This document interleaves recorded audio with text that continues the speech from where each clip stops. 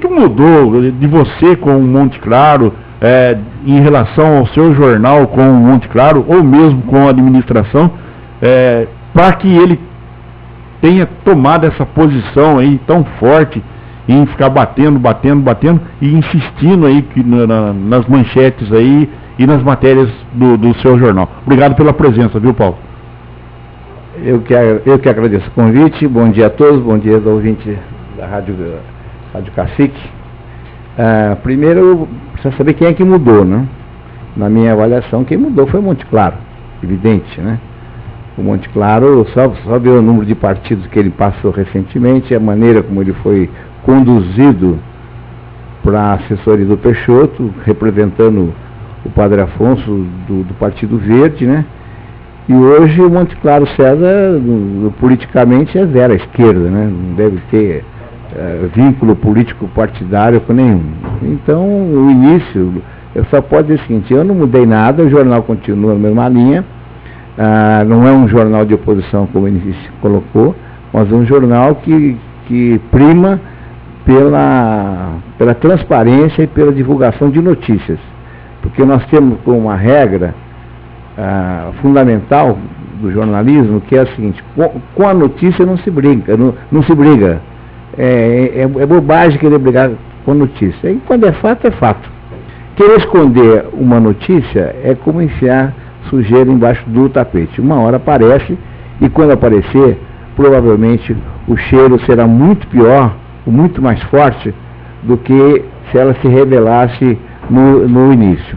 Então nós costumamos exatamente fazer isso. Nós temos como prática, meus repórteres trabalham nessa direção, de fazer esse levantamento. E a história do Monte Claro exatamente passa por aí. E o caso que ele citou na entrevista aqui, é um caso meio longo, não sei como é que a gente vai fazer, mas eu vou... a pressa é só sua. Não, então, eu vou deixar aqui para a gente fazer um ping-pong que é muito mais interessante. Então, primeiramente, é o seguinte, ele falou, eu vi a entrevista, ele falou muito longamente, acaba se transformando em grego, né? Você imagina você ouvir uma palestra em grego, traduzida para o javanês, e você não consegue escutar o português. Mas foi isso que ele falou. Vamos começar então pelo que o centro disso. O centro é o seguinte: é a respeito de uma capa de um jornal em que tem uma senhora, uma mulher, encobrindo o rosto para não ser identificada, saindo de uma audiência com o juiz, ou seja, notícia, né? Uma pessoa que acabou de fazer um depoimento perante a justiça, que envolvia diretamente a campanha eleitoral do Peixoto, e envolvia a formação de Caixa 2, envolvia recursos públicos, porque a campanha deveria ter sido, esse dinheiro deveria ter ido para a campanha em si, e não como prêmio, como gratificação, como esse dinheiro doado por uma empresa que estava sendo beneficiada pela política da prefeitura. Esse é o centro. Essa empresa chamava-se Agra, naquele momento, acho que até hoje, uma das maiores empresas aí do mercado imobiliário do Brasil, né? Entrou em Taubaté, procurou fazer algumas mudanças aqui, não havia base legal para fazer essa mudança, o plano diretor não permitia que a Agra construísse um conjunto habitacional dentro do Distrito Industrial de Piracangaguá, né, como o próprio nome diz, Distrito Industrial, lá só tem indústria, né, e para que essa empresa, a Agra, conseguisse autorização para desenvolver o seu negócio ali, era preciso que houvesse uma mudança na legislação. E essa mudança na legislação foi feita por quem? Pelo Monte Claro César. Ele confessou aqui perante vocês. E com a desculpa de que é uma pré-autorização. Não existe isso. Ou autorizou ou não autorizou. Por quê? Porque ele acreditava, ele revelou aqui provavelmente na cadeira onde eu me encontro hoje, né?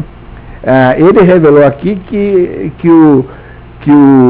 haveria um plano, uma mudança no plano diretor, e que essa mudança que haveria no plano diretor iria permitir que aquela área industrial abrigasse conjuntos habitacionais, né? E mais, nessa sua loucura, que é uma loucura, porque uma autoridade, era uma autoridade, ele era um diretor. No caso da prefeitura, naquele momento, era assessor de primeiro escalão, né?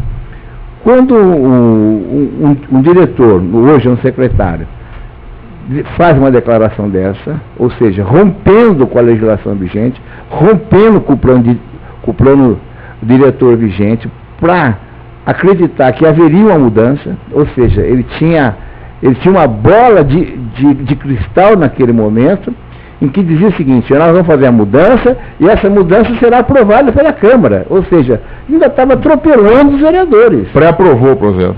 Ele pré-aprovou, da cabeça dele, ele pré-aprovou na cabeça dele. Agora, Paulo, você, desculpe a expressão, você é macaco velho, você já conhece, porque você já esteve lá em cima, em vários governos do PT. Esse posicionamento do Monte Claro, e agora essa troca de farpas entre Fernando Gigli, aliás, né, é até meio estranho, porque sempre foram bons amigos. O que acontece de uma hora para outra, vira-se inimigo, hein, Paulo? Complementando aqui o que o Sidney falou, uma das colocações que o Monte Claro fez é que antes você criticava muito o Fernando Gigli, e agora usa o Fernando Gigli como capa aí do seu jornal para fazer acusações ao Peixoto. O que mudou, Paulo? Aliás, olha, muitos comentários da capa de sexta-feira. Muitos comentários.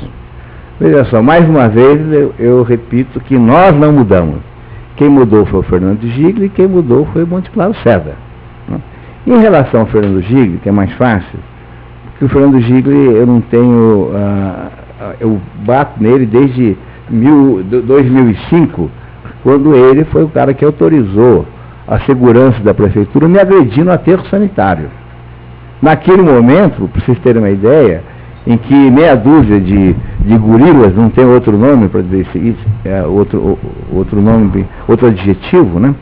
Esse bando de gorilas comandado pela chefe da segurança lá, que é o Nelson de Jesus, filho, se não me engano, Nelson de Jesus, esse bando de bate-paus, né? Bandidos, não tem outro nome, simplesmente não queriam que a gente fizesse uma reportagem sobre o aterro sanitário, como se o aterro sanitário fosse área de segurança nacional, né? E simplesmente me agrediram. Eu fiz BO e esse Nelson de Jesus foi condenado, inclusive. Ele teve que pagar. A justiça nossa é muito devagar. Pediu para ele pagar lá umas bolsas, como é que chama? Cesta básica, tal, essas coisas, tá certo? Então o Gigli, naquele momento em que eu era agredido no aterro sanitário, o Gigli estourava champanhe no Palácio Bom Conselho, porque foi ele que deu autorização para que esses bandidos me agredissem no aterro, né? O Fernando Gigli, eu tenho repetido, depois que o Fernando Gigli saiu do governo, e eu chego lá para contar esse episódio, saiu do governo em 2008, né, no processo eleitoral, né?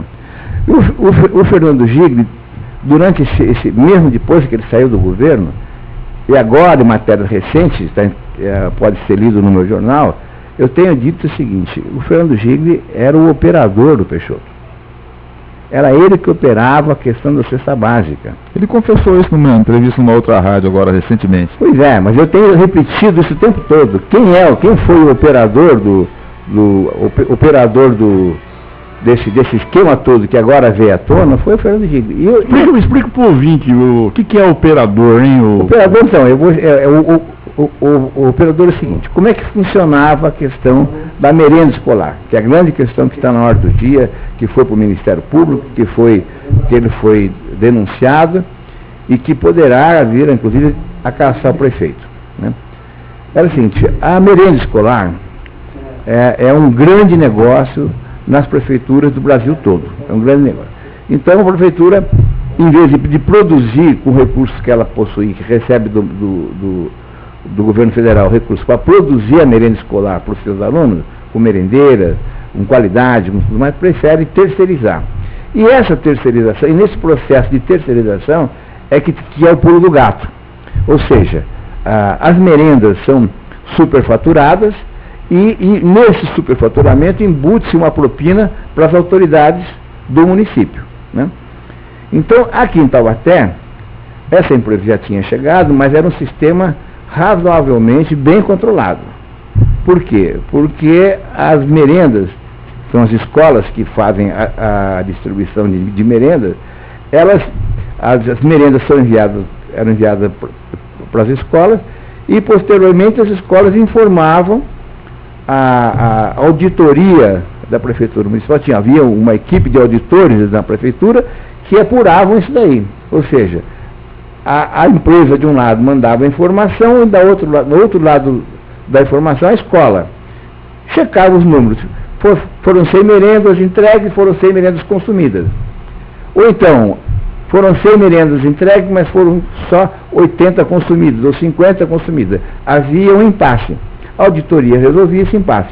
Só depois de resolver essa dúvida é que era autorizado o pagamento. Muito bem, quando o Fernando Gigli assume a chefia de gabinete do prefeito, lá em 2005, o que ele faz? Ele tira da auditoria esse controle, onde tinha gente especializada que fiscalizava essa contabilidade entre o que a empresa dizia e o que a escola dizia que consumia, e trouxe para o gabinete, e ele passou a ser o homem que fazia essa parte, ele, Gigli.